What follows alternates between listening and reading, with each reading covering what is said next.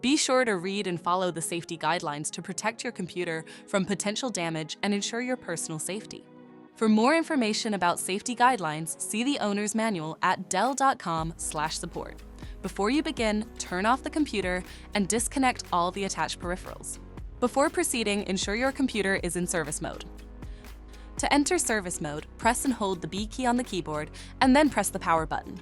Now, the computer will boot up and the owner tag information is displayed on the screen. Press any key to proceed. The computer will emit 3 short beeps and shut down, indicating it has entered the service mode. Loosen the captive screws holding the base cover in place.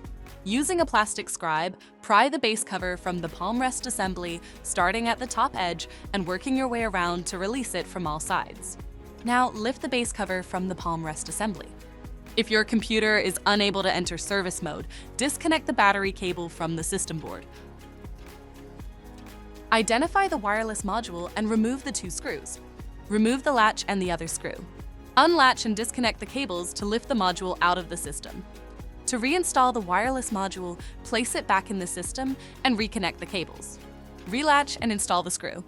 Install the latch and tighten the 2 screws to secure the module. If the battery cable was disconnected earlier, make sure to reconnect it to the system board. Next, align the base cover with the palm rest assembly and gently place it into position. Tighten all required screws to secure the base cover in place. To exit service mode, connect the AC adapter and press the power button. Please note, the system will only power on and exit service mode if the adapter is connected. For more information about your Dell system, visit dell.com/support.